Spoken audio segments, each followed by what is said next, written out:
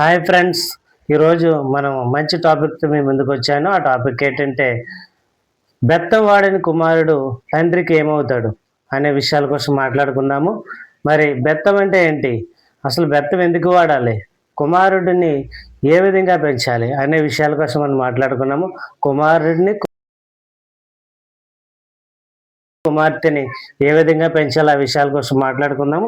ముందుగా మనం వాక్యం తీసినట్లయితే సామెతల గ్రంథము 13వ అధ్యాయము 24వ వచనం మనం చదువుకున్నట్లయితే, బెత్తం వాడని మరి తన కుమారునికి విరోధి, కుమారుని ప్రేమించేవాడు వాణిని శిక్షించును. స్నేహితులారా జ్ఞాపకం చేసుకోండి, అసలు బెత్తం వాడని కుమారుడు తండ్రికి ఏమవుతాడంటే విరోధి అవుతాడండి. ఎందుకు వల్ల మరి విరోధి అవుతాడని మనం చూసుకున్నట్లయితే, మరి దేవాది దేవుడు చెప్తున్నాడు, ప్రతి ఒక్క కుమారుడే కానీ కుమార్తె కానీ బెత్తం వాడండి. బెత్తం అంటే కర్ర అండి, కర్ర వాడండి. మరి దానివల్ల ఏం కలుగుతుందని మన వాక్యంలోకి వెళ్దాము. దయచేసి మీకు ఈ వీడియో నచ్చితే లైక్ చేయండి, షేర్ చేయండి, సబ్స్క్రైబ్ చేసుకోండి. లాస్ట్ వరకు చూడండి, లాస్ట్ వరకు చూస్తేనే అర్థమవుతుంది, మధ్యలో స్కిప్ చేయొద్దు. దయచేసి మీరందరూ నాకు సపోర్ట్ చేస్తారని కోరుకుంటున్నాను. మరి దయచేసి వాక్యం చూసినట్లయితే, బెత్తం వాడని కుమారుడు తండ్రికి ఏ విధంగా విరోధి అవుతాడంటే, మరి చాలామంది పిల్లలకి విపరీతమైన గారం పెట్టేస్తారండి. మరి మనం చూసినట్లయితే చాలామంది అసలు ఒంటి మీద పిల్లవాడి మీదే కానీ పిల్ల మీదే కానీ చిన్న దెబ్బ కూడా వేయరండి. మరి దానివల్ల పిల్లలు మరి ఏ విధంగా తయారవుతారంటే, విపరీతమైన గారం వల్ల మరి పిల్లలు చెడిపోతారు. స్నేహితులారా, చెడిపోవడం అంటే మరి తల్లిదండ్రి మాట వినరు, మరి పెద్దలకు గౌరవించరు, మరి ఎటువంటి అనర్థాలకు కారణం అవ్వాలో అన్ని విషయాలకి కారణం అవుతారు. మరి స్నేహితులారా జ్ఞాపకం చేసుకోండి, దేవాది దేవుడు చెప్తున్నాడు బెత్తం వాడమని చెప్తున్నాడు.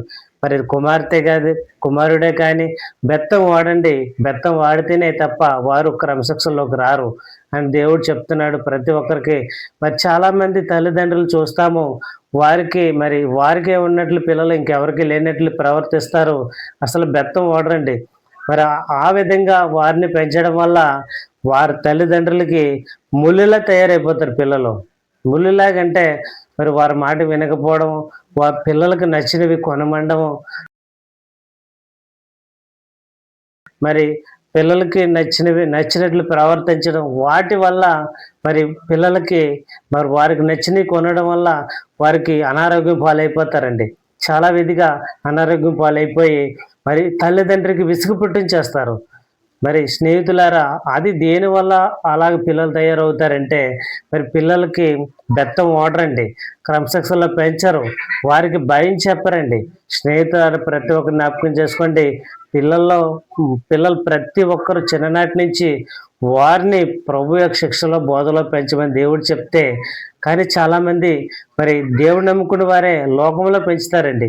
దేవుని సన్నిధికి తీసుకురారు, దేవుని వాక్యాన్ని బోధించరు. ప్రతిరోజు మరి వారు లేచినప్పుడు, పండుకున్నప్పుడు, త్రోవ నడిచినప్పుడు మీరు ప్రార్థన చేయండి, దేవుని గురించి మాట్లాడుకుంటూ నేను మీకు దేవుడి గురించి చెప్తాను వినండి అనేదే ప్రసక్తే ఉండదండి కొన్ని ఇళ్లల్లో మాత్రం.